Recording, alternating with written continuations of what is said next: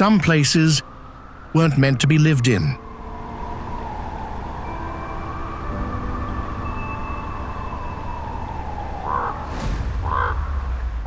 The land shifts, the air thins, the water turns against you, or the ground simply isn't there to begin with.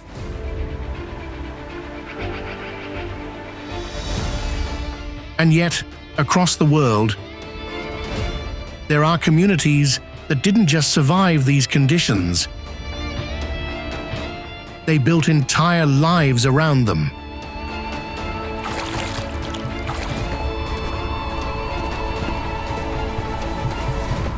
So what does it actually look like to live in places like this?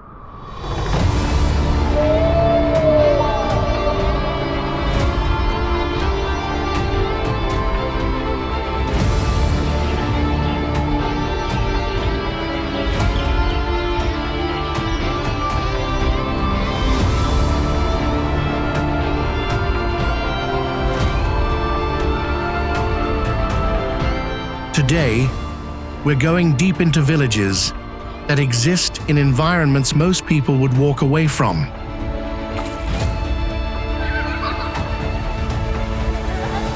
Starting with one that doesn't even sit on land. Makoko.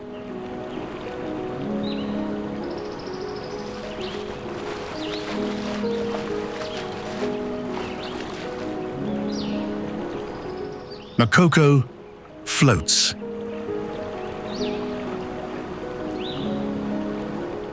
It rises from the murky waters of the Lagos Lagoon.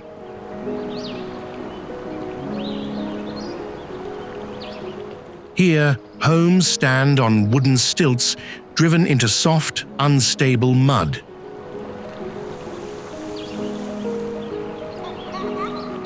Narrow walkways connect some structures, but most movement happens by canoe.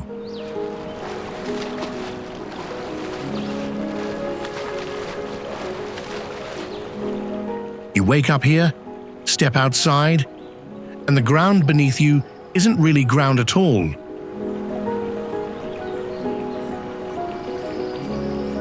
Water is everywhere, and it isn't clean. Waste, debris, and runoff mix into the same channels people rely on for daily life.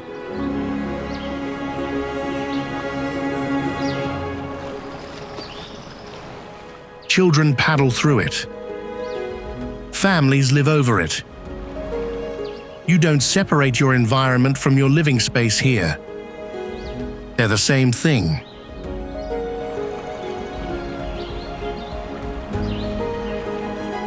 Fires spread fast through tightly packed wooden homes.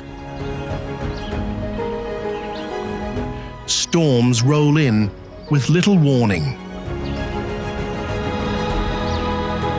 And if something collapses, it disappears into the lagoon.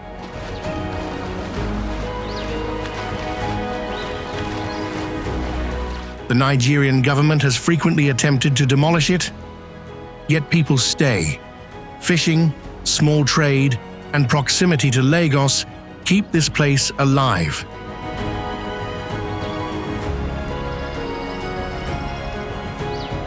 It's not safe, but it's familiar. And in a city where space is scarce, even water becomes real estate.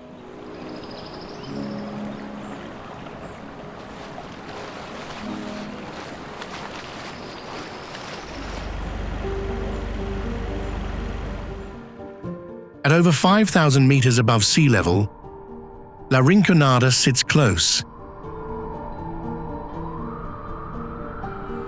The air is thin. Every step feels heavier than it should. You don't walk here. You push through it.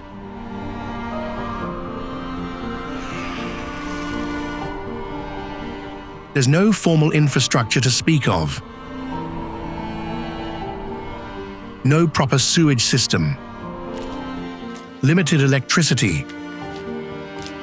Water is inconsistent at best. And yet tens of thousands of people live here in a maze of tin shacks and frozen mud.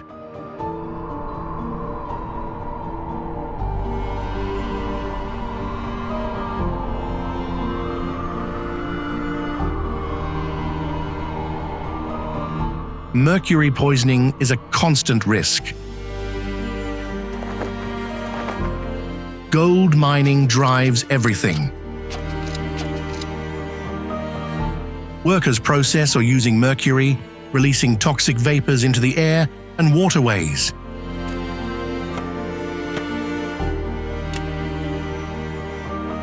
You breathe it. You live with it. Cold is relentless. Nights drop far below freezing.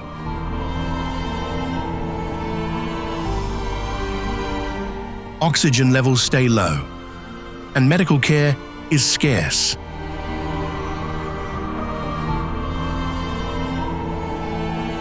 Still, people come, because gold, real or imagined, offers a chance. Even if it means gambling your health in one of the highest, harshest settlements on Earth.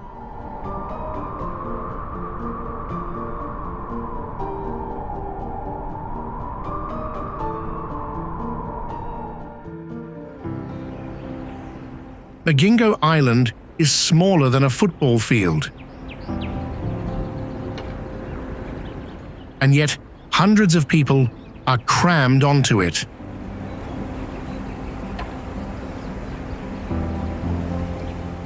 Corrugated metal structures cover nearly every inch of space.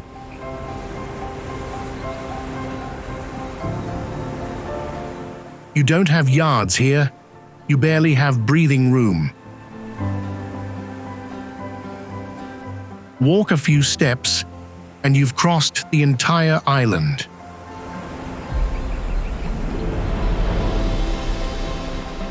The lake surrounding it isn't calm. Storms hit fast.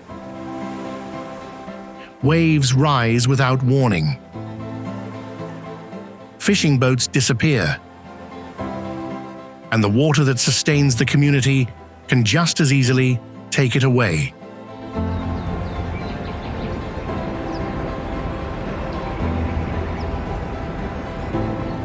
Political tensions add another layer.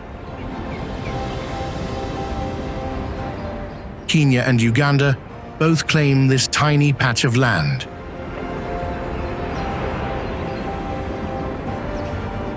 Armed patrols, disputes, and uncertainty hang over daily life.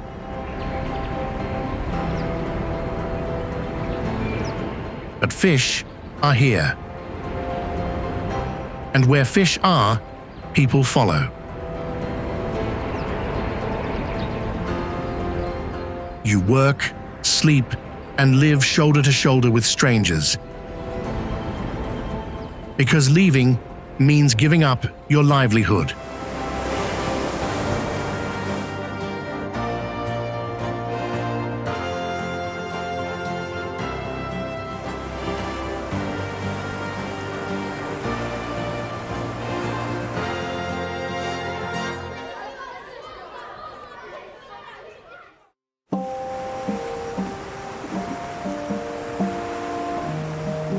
Ganvié stretches across Lake Nokoué like a city built on stilts.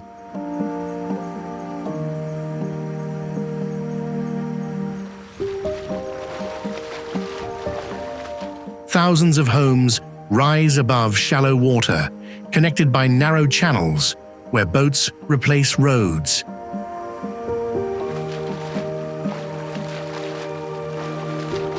You don't drive to work. You paddle.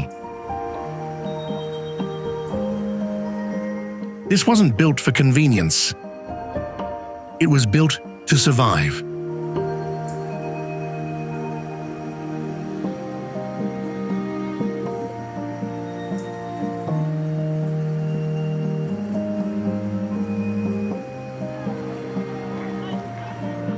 Centuries ago, people fled slave raiders by moving into the lake, where attackers wouldn't follow. That decision still shapes life today. Water defines everything.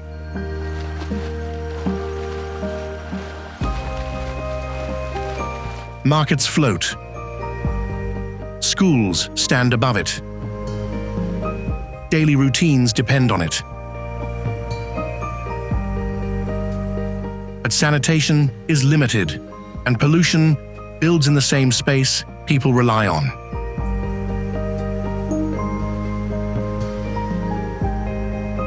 You grow up here learning balance, literally. One wrong step, one unstable plank, and you're in the water.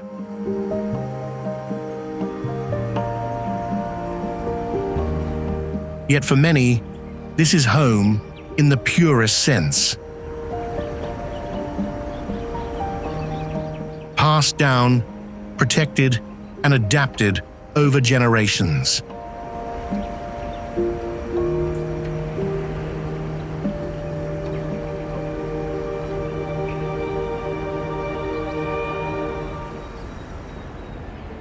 Asaro Village sits in the highlands near Goroka, surrounded by jungle, fog, and steep valley terrain.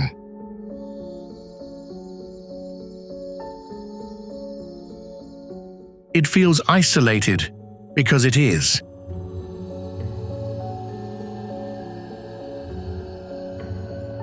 Life here depends on what the land provides.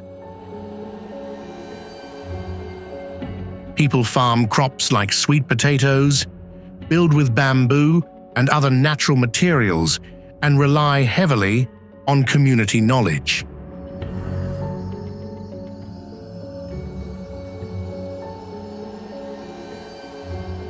Access to healthcare, transport, and outside support is limited.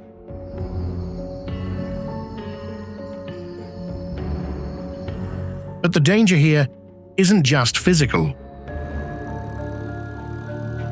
This region carries a long tribal history, shaped by warfare, ritual, and spiritual belief.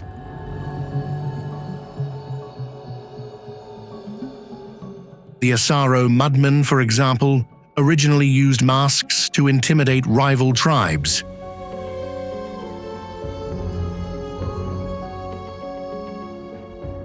In the not-too-distant parts of the highlands, ritual practices once included cannibal-related traditions, and with them came disease risks like kuru.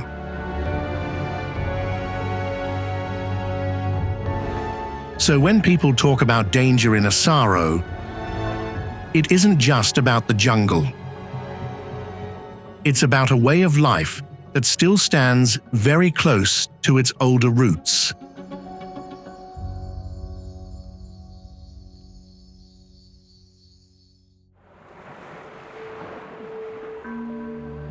The Bajau Laut don't live on land. They live at sea.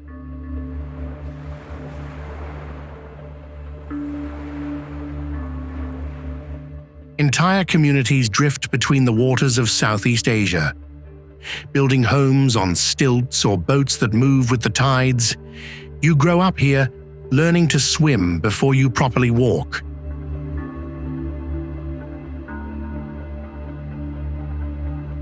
The ocean isn't nearby. It's everything.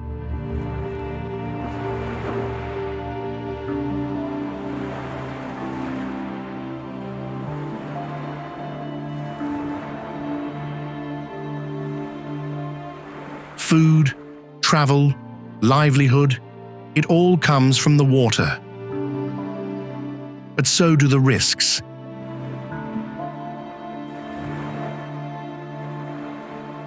Storms form without warning. Waves turn violent in minutes. And when you're living on wood structures anchored to the seabed or floating entirely, There's nowhere solid to retreat to. Access to healthcare, clean water, and formal education is limited.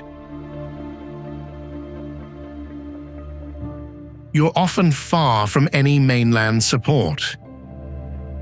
But the Bajau Laut like it here anyway, because this life isn't temporary, it's inherited.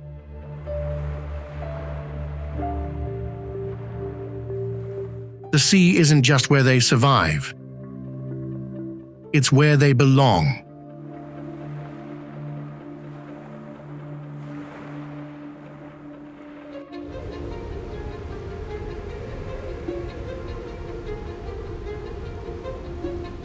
Oymyakon isn't just cold. It's one of the coldest inhabited places on Earth.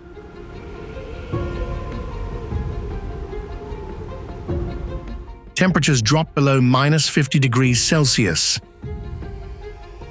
At that level, exposed skin freezes in minutes. Engines fail. Batteries die. Even simple tasks become calculated risks. You don't leave a car running here for convenience. You leave it running because if you turn it off, it might not start again.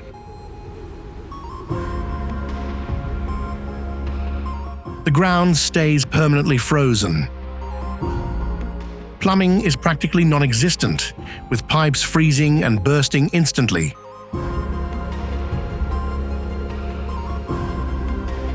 Most homes rely on outhouses because pipes can't function in that cold.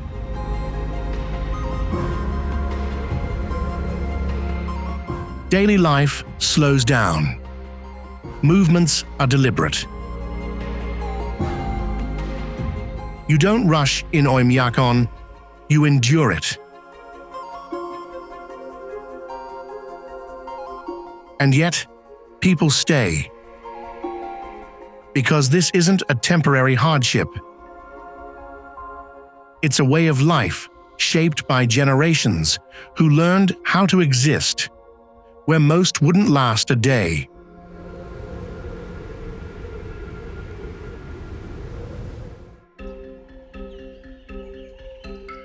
Larung Gar rises high on the Tibetan plateau. From a distance, it looks like a red wave frozen mid-motion.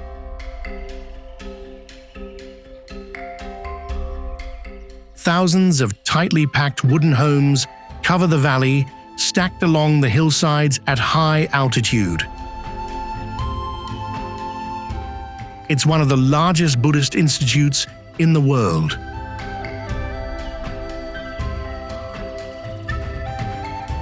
Space is limited. Density is extreme. Structures climb over one another with little separation.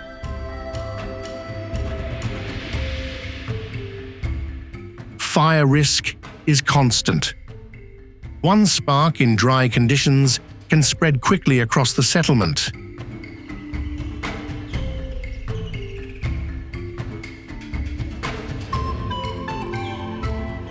Altitude adds another layer.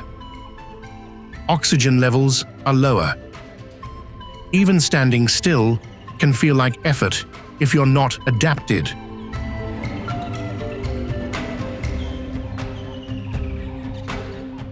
Access is restricted. Outside movement is controlled, and the area has seen periods of government-initiated demolition and restructuring.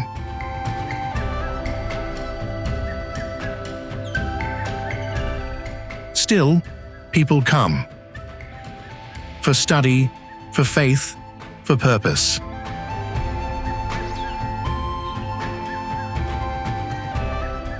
Life here is difficult, but for many, it's intentional.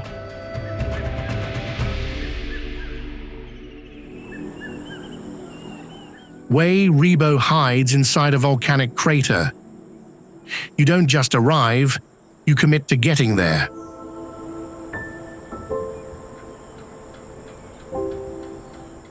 A 5-hour trek through steep, muddy terrain separates the village from the nearest road.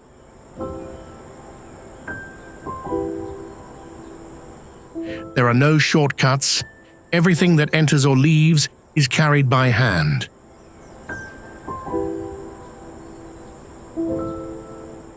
Homes are tall, cone-shaped structures made of thatch.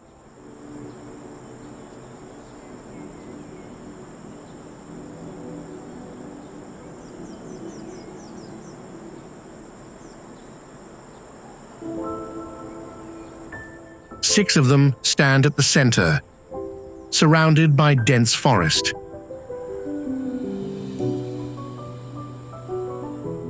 Isolation preserves the culture, but it also limits access.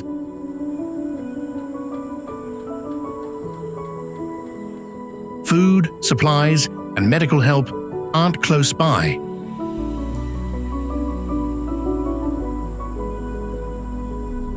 The forest provides, but it also threatens. Wildlife, insects, and environmental exposure are part of daily life. Even leeches are something you check for after the hike-in.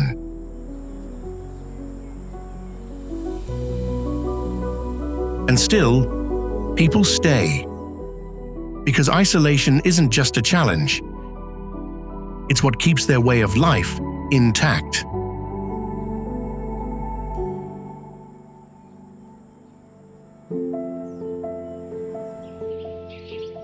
Praijing sits on elevated terrain shaped by past conflict and belief.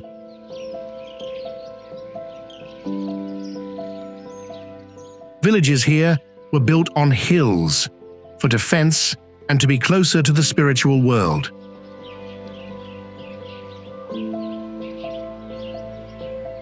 Traditional houses tower overhead with steep, vertical roofs. Stone graves sit at the center of the village, not on the outskirts.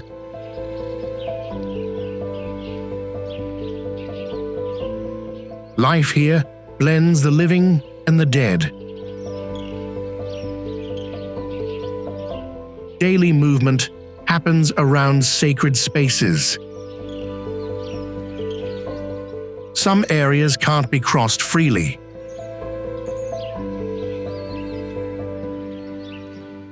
Others serve both practical and ritual functions at the same time.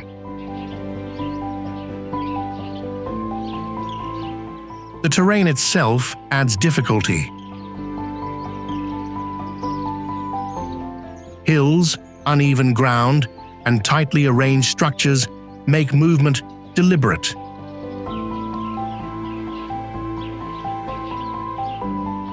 Yet the structure isn't random. It's inherited.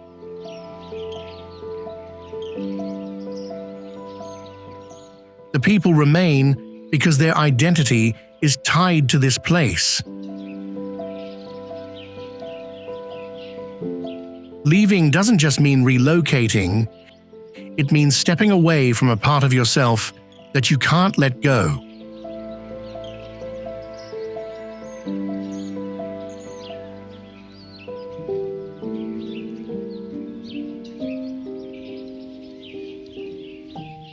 These aren't villages in the traditional sense. They're rows.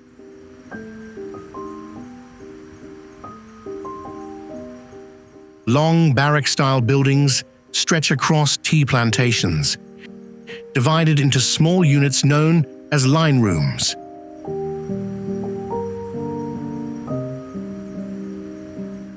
Each one is about 10 by 12 feet, and entire families live inside.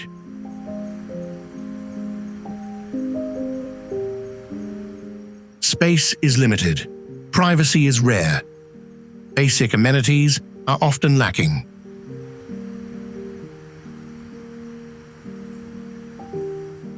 These structures date back to the colonial era,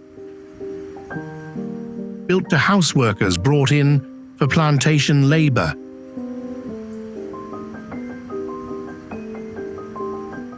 And decades later, many still live in the same conditions.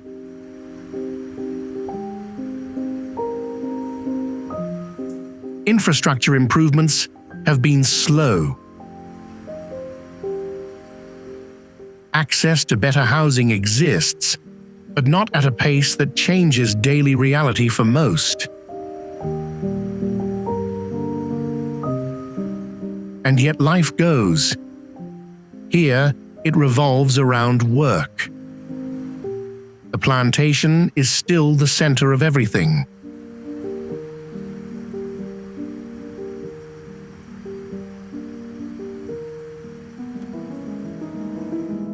High in the Altai Mountains, Sagsai sits between 1,700 and nearly 4,000 meters above sea level.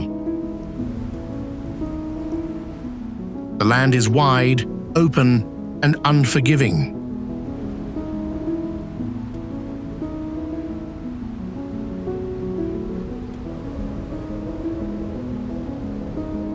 Winters are long. Snow blankets everything.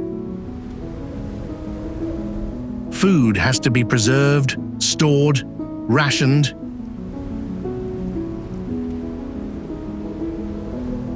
You don't just shop when you run out. You plan months ahead.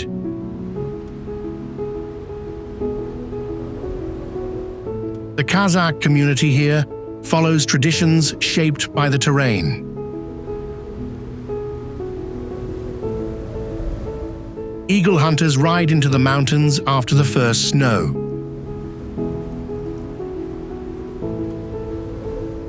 You're not watching a performance. You're seeing a survival skill refined over centuries.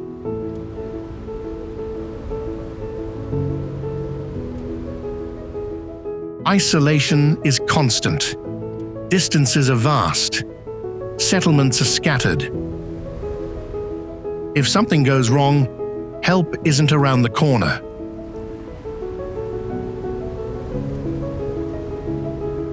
But this is a place where people belong to the land. They stay because their culture is tied to it. Their skills depend on it.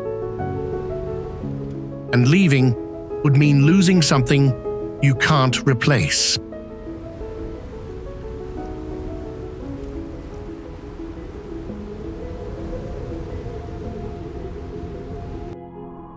Shoyna doesn't just face the elements. It gets buried by them.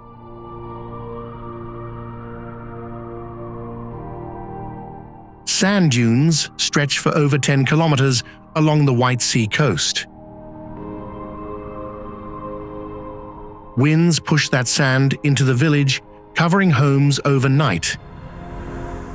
You go to sleep with a door. You wake up to a wall of sand.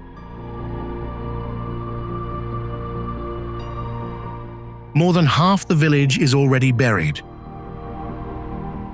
Doors are left unlocked, not for security, but survival.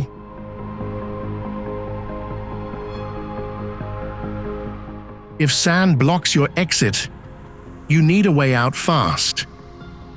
Excavators are lifelines. Digging out a single house can take over 10 hours, and it's expensive. Many residents can't afford it. The problem didn't come out of nowhere. Overfishing damaged the seabed, triggering environmental changes that allowed the dunes to expand.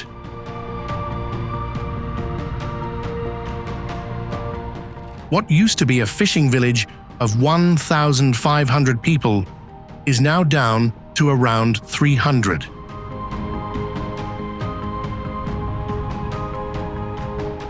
Still, they remain. There are no roads, no railways, just air and sea connections.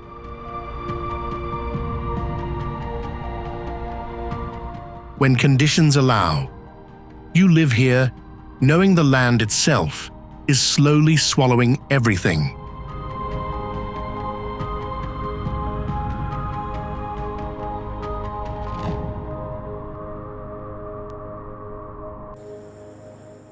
Perched at around 900 meters in the western Bajau Mountains, Misfat Al Abriyeen clings to rock.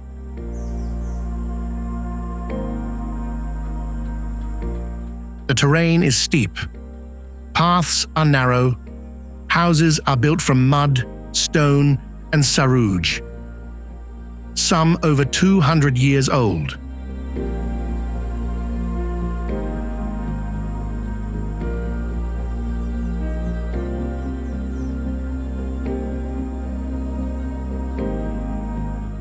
Water comes from an ancient village system, over 2,000 years old and still in use.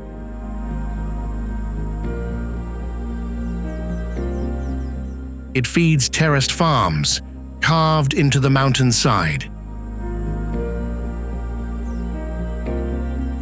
Mangoes, pomegranates, figs, grown in a place where the environment doesn't make it easy.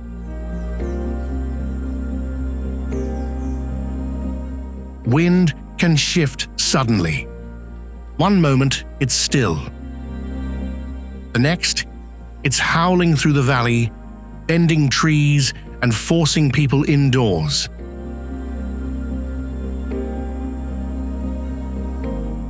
Living here means adapting to elevation, terrain, and limited space.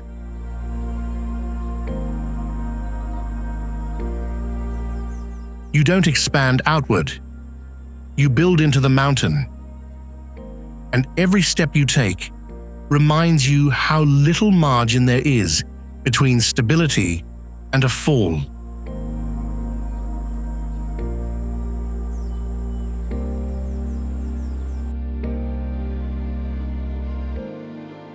Civita di Bagnoregio sits on a plateau that is slowly disappearing. Erosion eats away at the soft volcanic rock beneath it.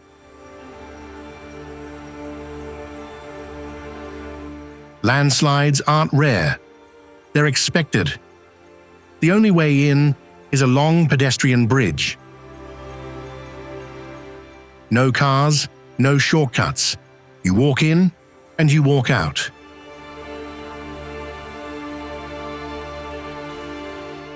And if the land beneath shifts, that connection becomes even more fragile. Population has dwindled. What was once a thriving town now has only a handful of permanent residents.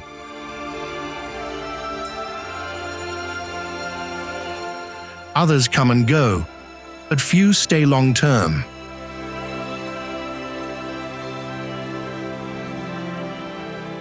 Every year, a little more of the cliff crumbles away. Yet some refuse to leave, because this isn't just a place. It's a history you can still stand on. Even if that ground is slowly giving way beneath your feet.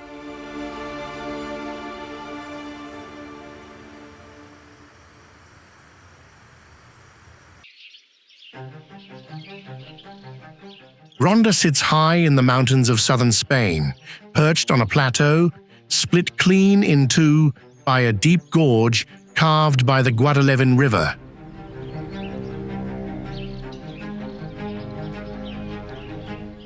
In some places, the drop goes well over 100 meters. The Puente Nuevo holds it all together.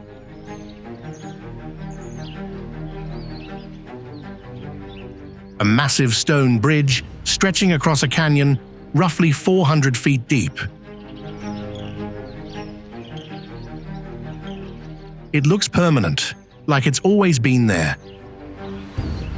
but it replaced an earlier bridge that collapsed years after its construction in the 18th century, killing around 50 people.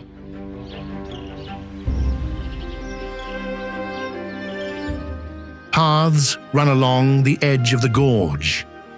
Not wide, not forgiving. You walk them, and there's very little separating you from the drop.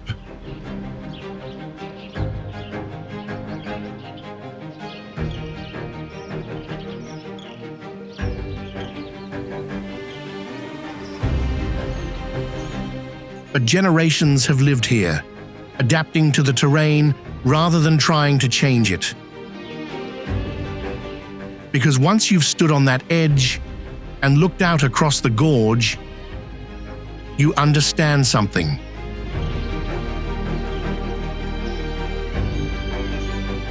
This place was never meant to be easy.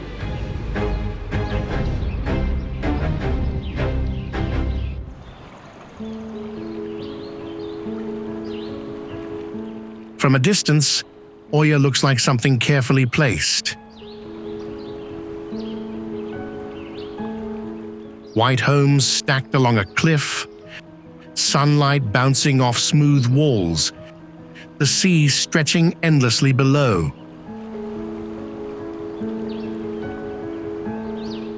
It feels calm, almost too calm. But everything here sits on the rim of a volcanic caldera.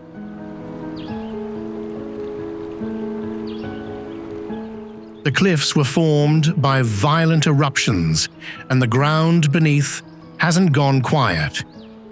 It's just settled, for now.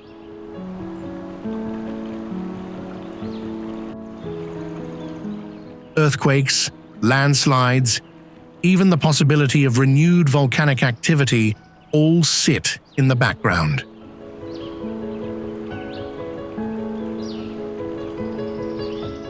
Then there's the crowd. Narrow paths fill with people, especially at sunset.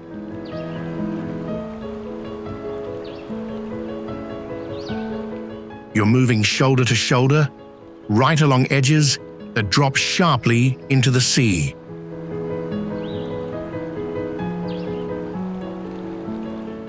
If something happens, getting out isn't simple.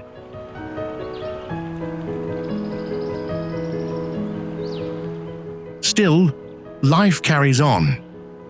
Because when you stand there, looking out over that horizon, you understand why people accept the risk.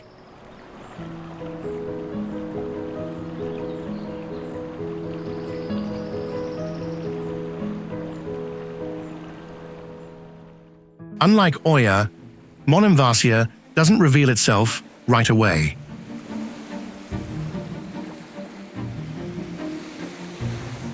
From the mainland, it looks like a solid rock rising from the sea.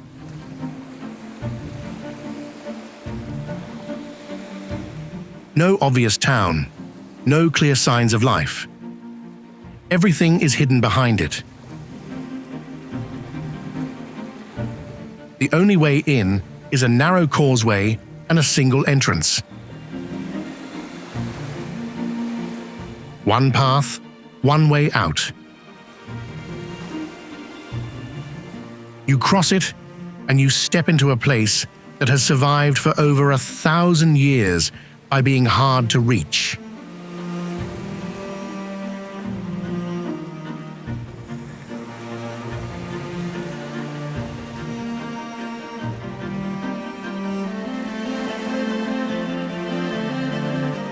That isolation cuts both ways. In the past, it meant protection. Today, it means limitation. No vehicles inside the old town, just steep cobblestone paths, tight corners, and long climbs.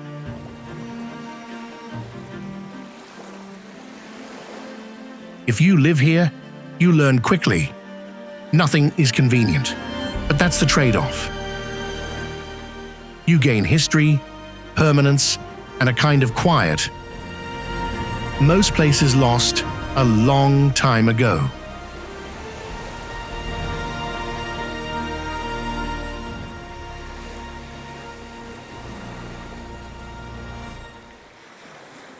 In Cuenca, some houses don't just sit near a cliff, they hang over it.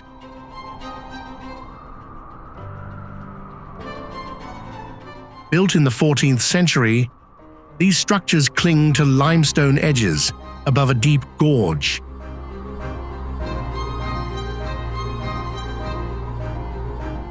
Balconies extend outward into empty space. Wind erodes the rock.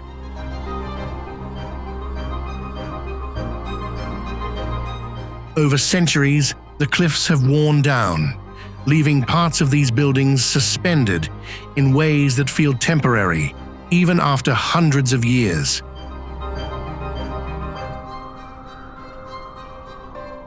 You stand on a balcony here, and there's nothing beneath you but air.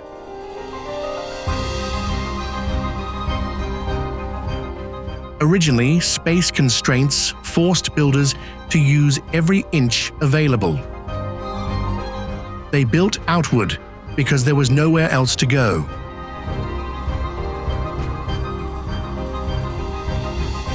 Today, they're reinforced, preserved, but the feeling doesn't change. You're always aware of gravity and how little separates you from it.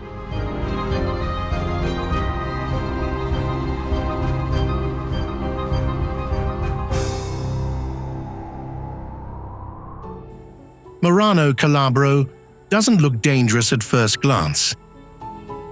It's quiet, historic.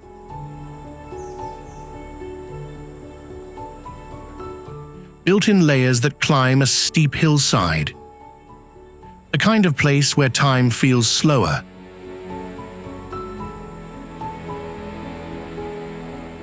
But the challenges here don't come all at once. They build gradually. Streets are narrow and steep, designed for a different era.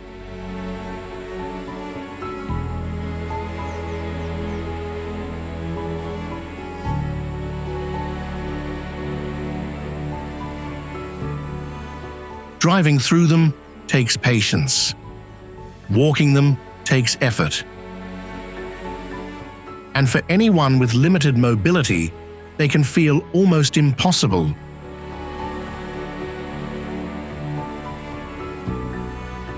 Services aren't always close.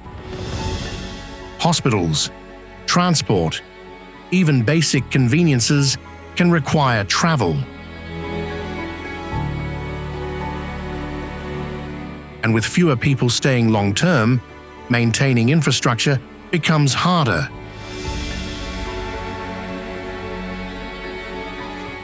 You see it in the buildings. Some are aging. Some stand empty. Others wait for repairs that take longer than they should. Still, people remain. Not because it's easy, but because it's theirs.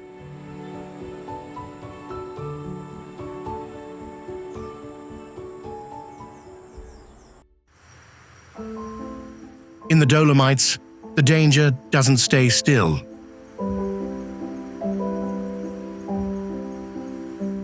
Castrovalva sits in a high-altitude environment where the mountains constantly shift, settle, and respond to weather.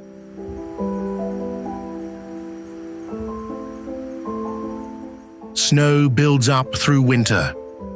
Not gently, not evenly. Layers stack, pressure increases, and when it gives way, avalanches move fast and without warning.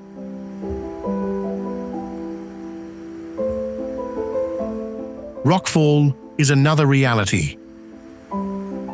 Slopes loosen, sections break free. And what was solid yesterday can become unstable today. Roads can close. Entire routes disappear under snow or debris.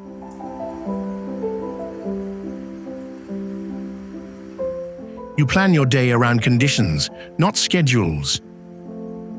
Tourism brings people in. Skiing, hiking, exploring. But behind it all, there's an understanding.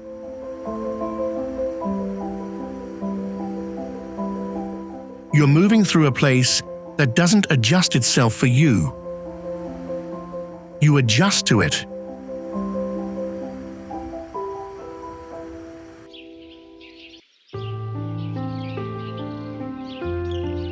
In Corvara, the mountain isn't just nearby. It's moving.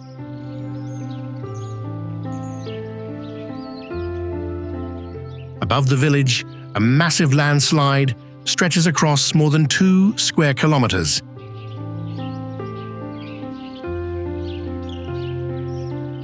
It doesn't collapse all at once. It shifts, slowly, consistently.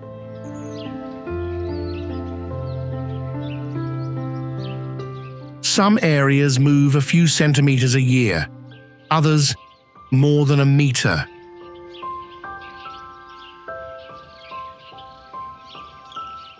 It doesn't sound dramatic until you think about what that means over time.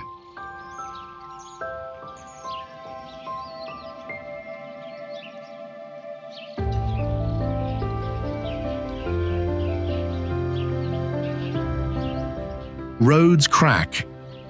Power lines need repairs. Infrastructure has to be monitored constantly.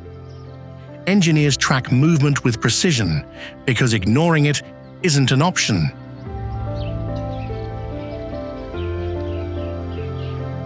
You live below that slope, knowing it's not finished moving.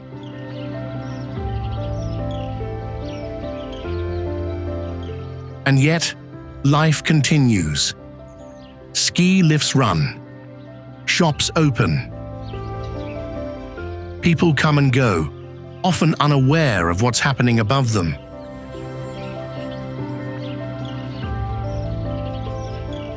But if you stay long enough, you notice. The mountain isn't fixed. It's changing. And you're living right beneath it.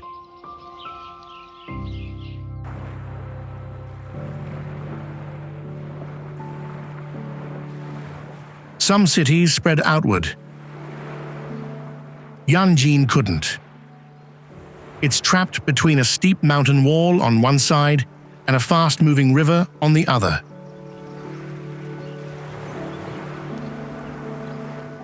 There's almost no flat land. So instead of expanding, it's stretched.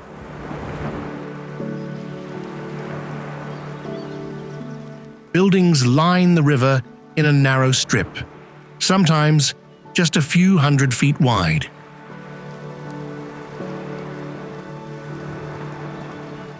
You walk through streets where everything feels compressed.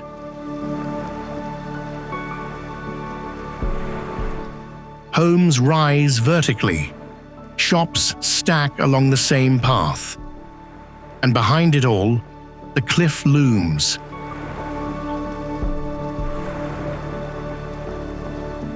Flooding is a constant concern. The river swells, and there's nowhere for it to go except closer to the city.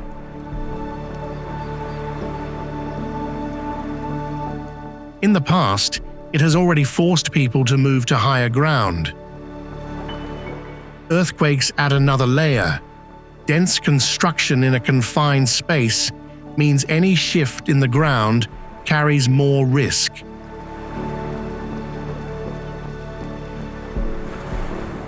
You don't have the option to spread out here. Everything is packed into the only space available. And somehow, it works.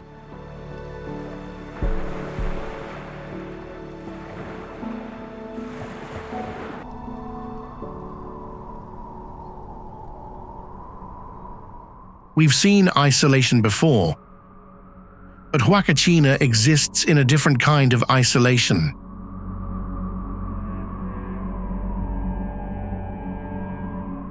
a small lagoon surrounded by towering sand dunes.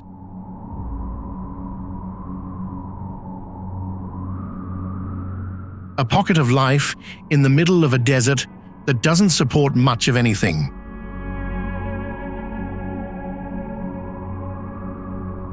The water looks permanent.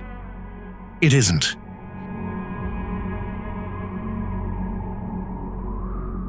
Natural supply has dropped over time, and now it relies on artificial pumping to stay alive. Without it, the lagoon would shrink, maybe disappear. Sand moves constantly. Wind carries it into homes, across roads, into everything.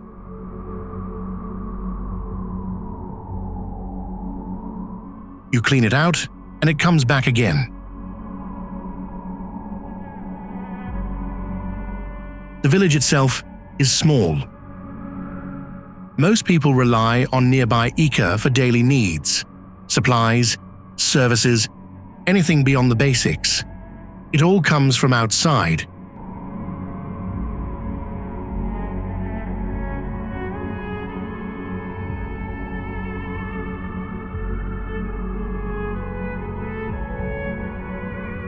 But the place holds on.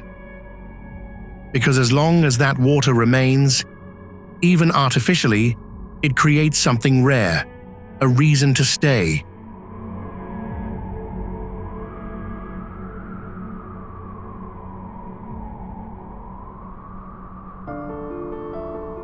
The Altai Mountains stretch across borders, but they don't care about them. What defines this place is scale. Wide valleys, jagged peaks, and elevations that push the limits of what the human body handles comfortably.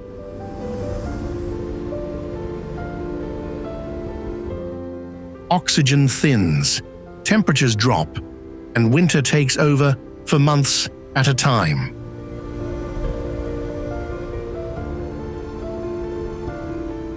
In some areas, it reaches extremes most people never experience.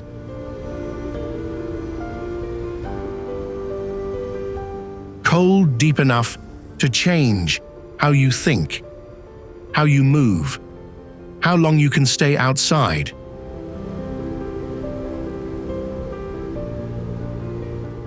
Communities here don't rely on convenience. They rely on knowledge passed down over generations.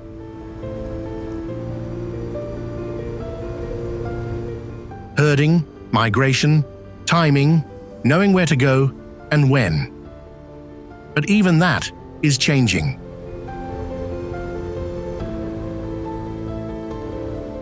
Climate shifts affect pastures. Water patterns shift. Land that once supported herds becomes less reliable.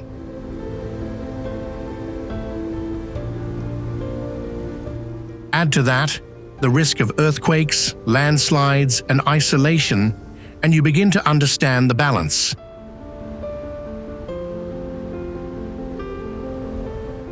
People don't just live here.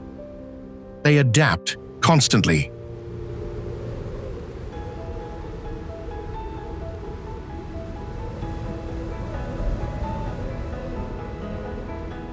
Curiously, Kandovan doesn't look built. It looks carved.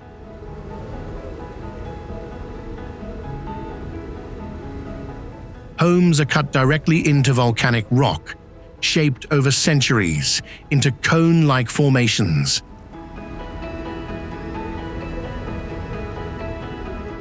Some rise several stories high, all hollowed out from the inside. Around 600 to 700 people still live here. These aren't ruins. They're homes.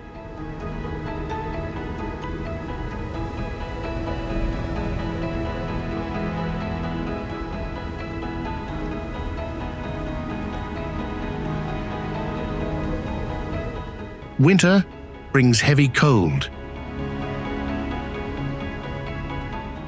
Stone walls insulate, but they also hold moisture.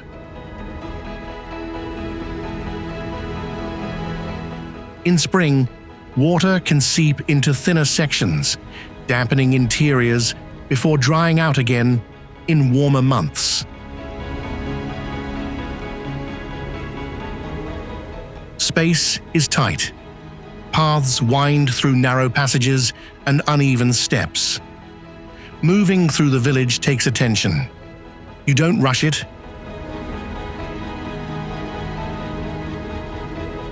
Tourism has arrived.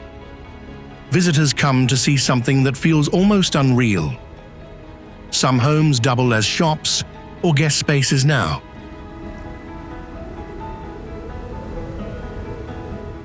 But underneath that, daily life hasn't changed much. You're still living inside the mountain.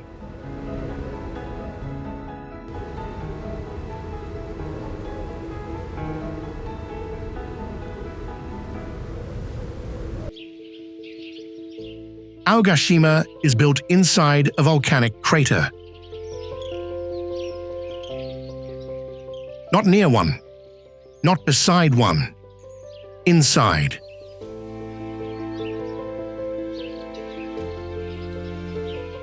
The island itself is volcanic, and at its center sits another smaller volcano, a layered formation that makes it one of the rarest landscapes on Earth.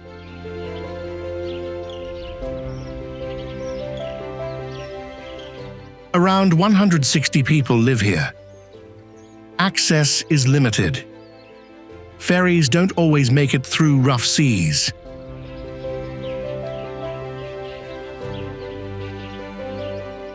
Helicopters depend on weather. Supplies aren't guaranteed on schedule.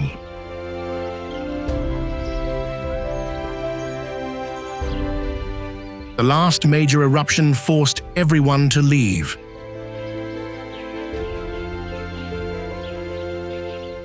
Years later, they came back. Geothermal vents still release heat from the ground. Steam rises in places you wouldn't expect.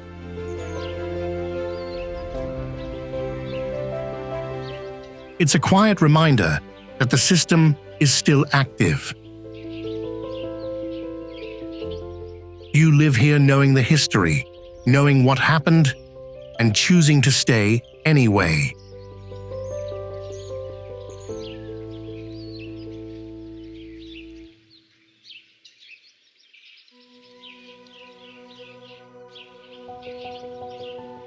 Tristan da Cunha is about as far from everything as you can get.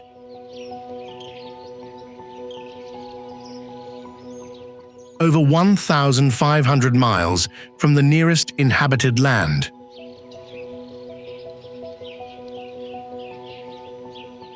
No airport, just long sea journeys that can take nearly a week.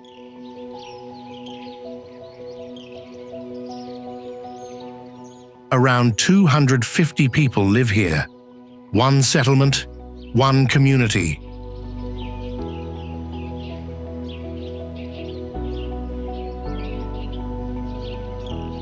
The island is volcanic. In 1961, an eruption forced the entire population to evacuate. They left, lived elsewhere, and then made a decision most people wouldn't. They came back.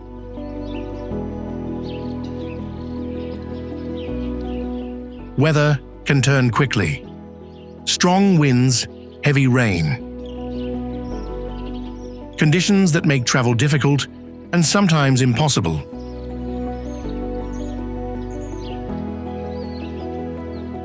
Supplies arrive infrequently. If something is delayed, you wait. You adapt. You make do with what you have.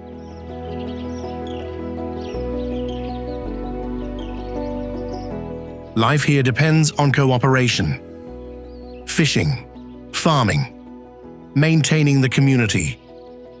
Everyone contributes. Because if one part slows down, it affects everything.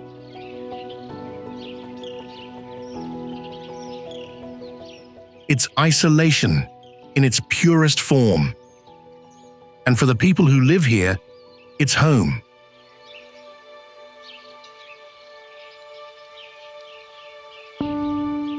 Some places feel dangerous because they are. Others feel dangerous by design. Linchi, a part of the Meixin wine town, plays with that line.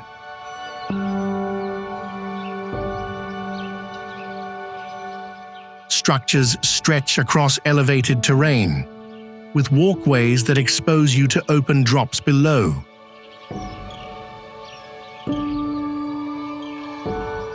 Glass sections reveal the height directly beneath your feet. You look down, and there's nothing to soften it.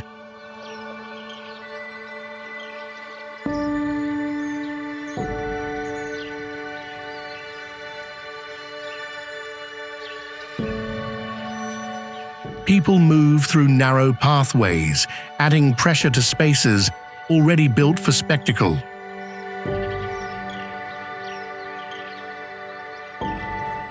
The risk is partly physical, but a lot of it is perception.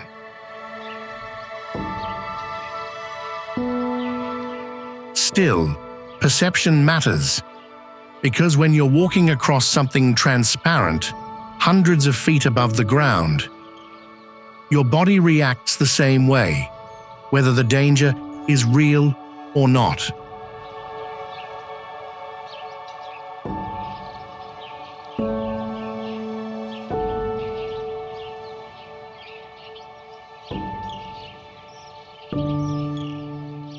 In eastern Greenland, isolation takes on a different meaning. Itokkortormit sits far from almost everything.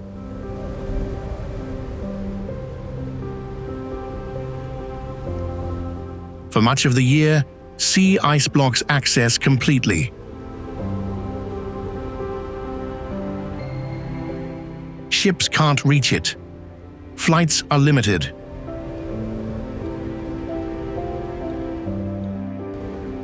Around 300 people live here. Winter temperatures drop to levels most people never experience, minus 40 degrees Celsius and below.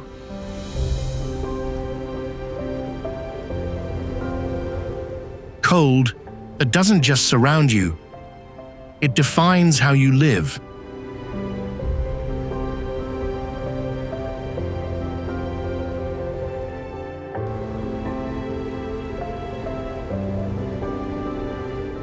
Wildlife isn't distant. Polar bears move through the area. Travel outside the settlement often means carrying protection. It's not optional.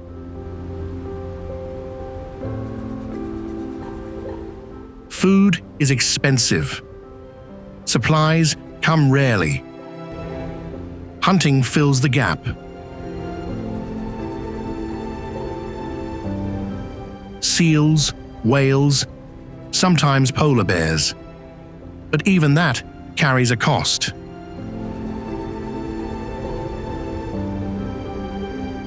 Studies have found extremely high levels of industrial chemicals in residents pass through the animals they rely on. You survive here. But survival comes with trade-offs most people never have to think about.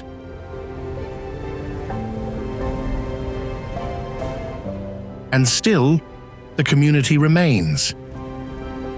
Because leaving isn't always the goal. Sometimes, enduring is.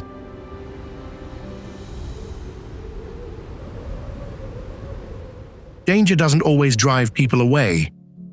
Sometimes, it shapes how they live.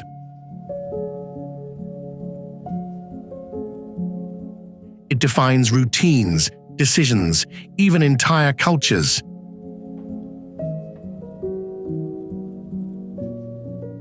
Whether it's freezing temperatures, unstable ground, isolation, or something you can't even see, People find ways to adapt, hold on, and keep going.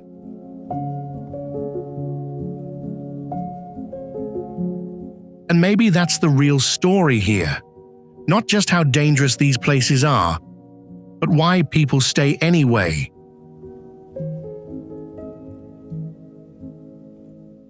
If there's a village on this list that surprised you the most, drop it in the comments. And if you know another place that feels like it shouldn't exist, but does, mention it. Like, share, and subscribe for more breakdowns like this.